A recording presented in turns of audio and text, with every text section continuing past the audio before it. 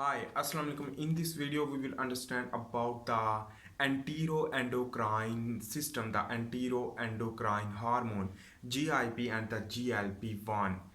GIP and GLP1, which that is the GIP is the glucose dependent insulinotropic peptide, while on the other hand the GLP is the glucagon-like peptide 1, which that is basically important for the triggering of the obesity. So remember how obesity will occur with the dysregulation of the GLP and GIP, GLP1 and GIP hormone imbalance will lead to cause obesity. So also the a role of obesity with the GIP and GLP we will understand in this video. So remember that things the GLP and GIP are present in the K cell of the digestive system. So the K cell basically the K cell contain GIP and GLP hormone. Whenever you will eat the food which that is obviously contain a fat, so the fat when you will eat it will not easy to absorb into your blood circulatory system, not easy, but it take time, not like a glucose, because glucose absorb quickly as compared to the fat. But whenever you will eat only fat or basically some other reason, so whenever you will eat food, so the fat will not absorb easily but intact with the wall of the digestive system inside, and in this way when intact with the K cell of the digestive system, that is the epithelial cell like structure, and that is known as the enteroendocrine cell. When intact the fat with the K cell, and the K cell will activate, will produce the GLP and GIP, GLP1 and GIP. That GIP and GLP1 which that enter into the blood circulatory system, that is why it is known as the endocrine hormone. And in this way this will go into the a target to the pancreas, the beta cell of the pancreas, and responsible for the production of too much insulin.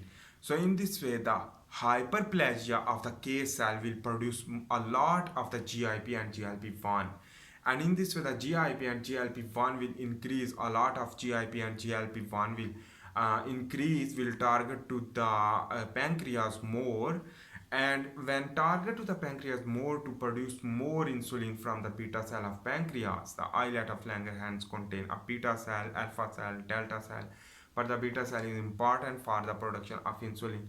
Whenever the insulin will produce more, it will also target to the muscle, liver, but the main constitution, the rise of the insulin, more spike of the insulin will target to the adipose tissue, adipocyte. In this way, the absorptive glucose as well as the present glucose, which that will be absorbed into the adipose tissue, the extra glucose, while the other glucose can be moved into the liver and to convert the glycogen, while on the other hand the muscle which that also convert into the glycogen. So a muscle absorb the glucose through GLUT channel opening, but the adipocyte is used for the glucose storage in the form of fat, is known as the lipogenesis. So lipogenesis, not lipolysis. It means the GIP and GLP1 will inhibit the lipolysis but trigger the lipogenesis, because a lot of insulin will produce due to the hyperplasia problem, or a lot of cells when present in the digestive system, the K cell, which that trigger to produce more and more GIP and GLP1 will target the pancreas to release more and more insulin, and that insulin will target to the adipocyte, and in this way the glucose will move into the adipose tissue. Glucose will move into the adipocyte and store as a fat. In this way the obesity will trigger. So what is the cause of the K cell hyperplasia? It can be occur due to the alcoholism, the alcohol drinking more, and the more sugar eating habit. On the other hand, a lot of a fat eating habit and a lot more things. So remember that things.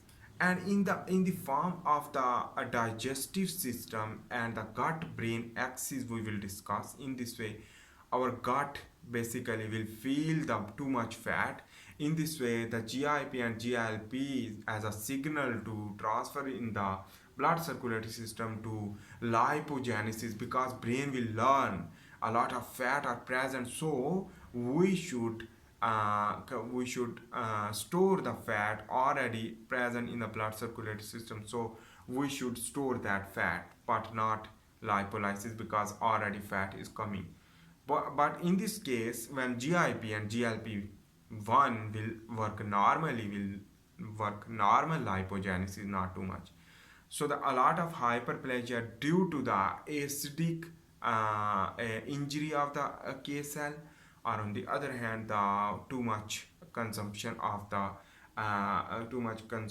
soda water, too much consumption of the sugar, microbiome disturbed, and on the other hand a lot more things like bad eating habit, which that trigger the more hyperplasia to the GIP and GLP producing K cell.